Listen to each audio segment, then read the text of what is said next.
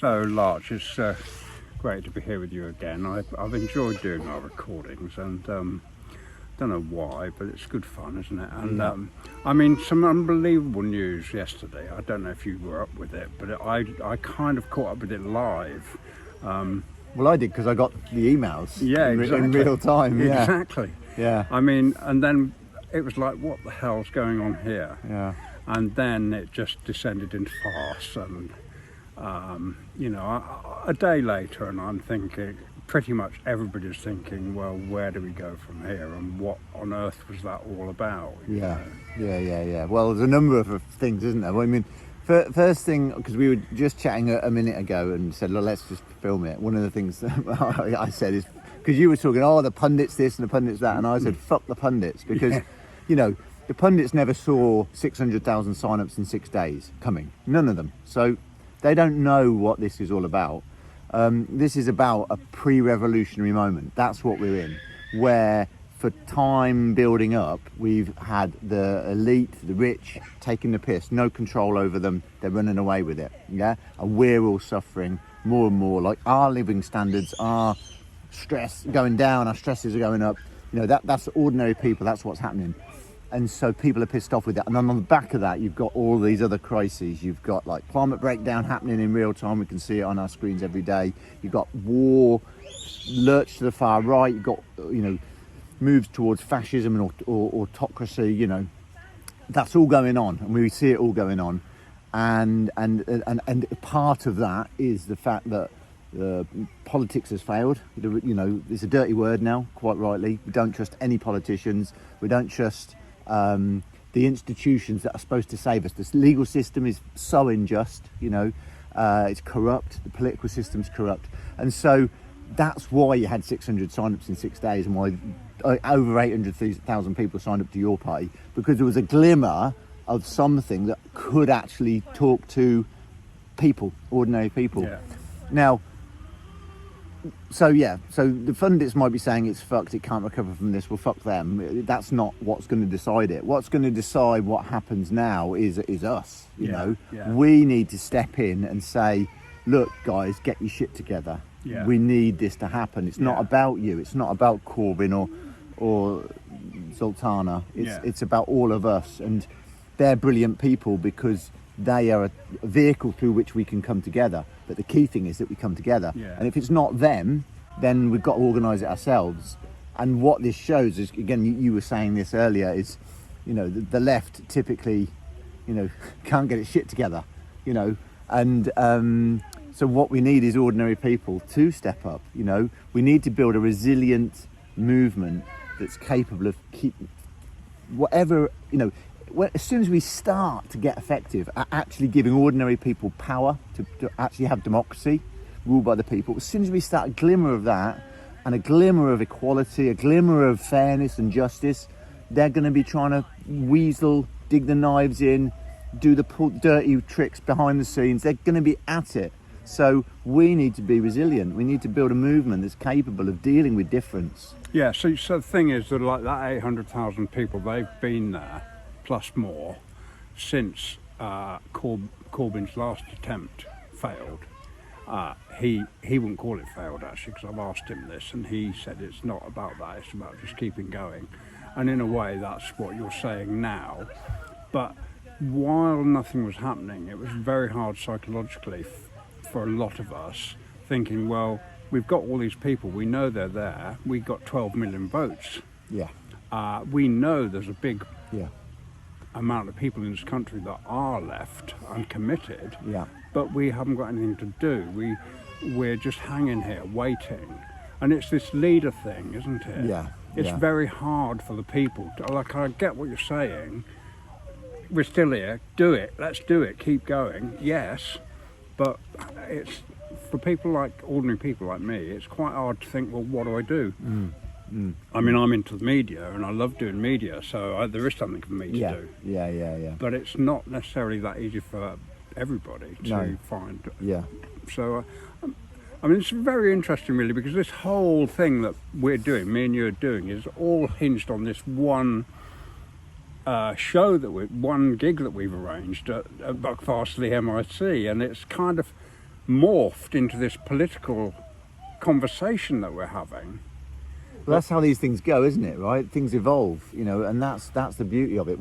So that's why your party is called your party, because it's like it was a bit of a shit show when it got started, wasn't it? If you remember, I think again, maybe it was Sarah Zoltana announced it, and then Corbyn said okay, and I've got friends that I'm meeting with them regularly and trying to get them to embed citizens' assemblies, community assemblies, sortition into the heart of your party, and we've broadly got an agreement to do that. But I think this is, and we see it, through these 2 episodes of the announcement to form, and then this little shit show, is that Zara Sultana's like, come on guys, let's go, let's do something. And then there's like, oh no, let's slow down, let's hold it back, And you need both. I just hope they can sit down and communicate and get this, because we need, like, with citizens' assemblies, community assemblies, it's all about getting people in a little group, well facilitated, so you can actually have proper conversations, properly deliberate. And difference is fine, right? Difference is a good thing. Having different opinions, different ideas, that's beautiful. That's the power. It's bringing them together and working together. So I really hope they can model that. We do need leaders. We do need some sort of leadership. But we also, we can all step up into leadership. That's why everyone watching this, you are equal to everyone else. Corbyn and to Sultana, can you step up to their level of commitment? Can you kind of, step in and help? Anyone watching this could lead our movement. That's what we need. Totally. Yeah. I mean, the thing about it, what was so disappointing, and I know I don't want to carry on too much about the negative, and as I was walking here to make this video with you, I was thinking, let's try and look for the positives in that, which I think you've done actually. I think the membership, or whatever you would call us, were a bit surprised to see experienced politicians like that get into that shit like that. I mean, that seems a bit elementary to me. It is, and this is the thing we've got to remember, right? Because we've got these hierarchies, we've got these institutions, and we put people on a pedestal. They put themselves on a pedestal. When you go into court, the fucking judge is on a literal pedestal, but he's just a human like us, does stupid stuff. Corbyn and Zoltana, great as they are, they're just ordinary people like us. And we see, and let's just remember, put this into perspective and not do too much hand-wringing, right? Look at what a shit show reform has been, throughout the whole time of reform, and before that, Brexit, UKIP, reform, it's always been a shit show. People stabbing each other in the back, the Tory party stabbing each other in the back. But, look at Gove and Johnson, they were best mates, and then they stabbed each other in the back. It's just, unfortunately, humans are humans and capable of amazing things and capable of loads of bullshit as well. So that's, again, why we need a community. We need to, bring out the best in each other. Yeah, totally. I had this guy, my friend in the market, he's a sort of a centrist kind of guy. Nice enough, but, he sort of lacks a bit of commitment, really, for change. And he came across straight away to have a go. He likes winding me up, loves winding me up. And we were discussing about the left and why we're like we are. And I was we were messing about, okay, but I was kind of saying, I think we've got the problem that other groups haven't got, where we're kind of nice people and soft and a bit considerate and a bit this and a bit that, and polite and so on. We kind of slightly lack that hard edge that perhaps the middle and the right have got, where they've got this kind of killer instinct, and they can wind up the hate and all that kind of stuff. We haven't really got that so much. And if it does show up, we don't like it. Yeah, I actually think the way forward, right, that will bring a mass movement is to not go down the route of dirty tactics of attacking people. I think it's just to be really, really to consistently say it's about love, it's about bringing people together. It's like, what do we want, and what kind of world do we want? Because anyone that's going to these putting a flag up on a lamppost, Union flag or a George Cross, they're doing it because they love this country. And by the way, there was something, I just did a radio interview for Sound Out Radio, and afterwards we were having a little chat, and someone said about in Dartington you've got that little mini roundabout near the independent garage.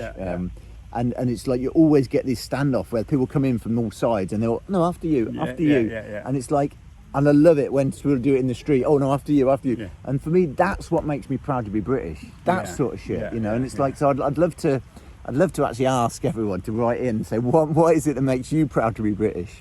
You know, and I'm sure there are loads of people that will say, oh, there's all these things that makes me ashamed to be British now. But actually, let's focus on what makes you proud to be British. What are the things that we should be getting behind that stand together, you know? We've been a nation of tolerance and compassion and supporting the underdog, you know, all of those kind of things are all there in our culture. So let's bring it out. Yeah. So on the Thursday before our gig on the Saturday, is ours a Saturday? Yes, yeah, it is. Saturday 27th. Saturday the 27th. On the 25th, in the same venue, scheduled was or is a meeting of your party. Yeah. Which I'm going to go to. Yeah. To see what's going on, really. I mean, slightly.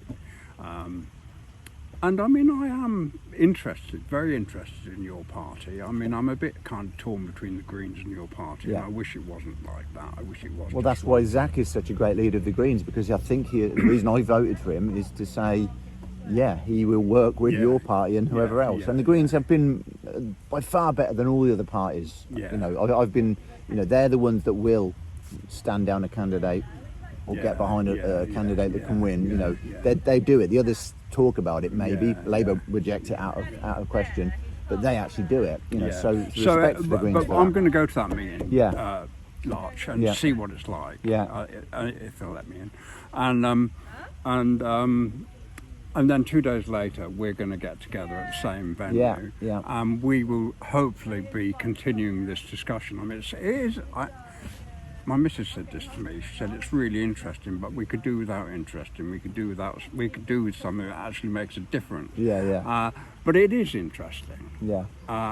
Politics is interesting. Well, come along on the Saturday the 27th and learn how you can make a difference. Let's get beyond interesting to effective. And win. Totally. Let's win. Yeah. Anyway, thanks for talking to me again, Larch. I've really enjoyed it, and hopefully we'll see you all at the gig.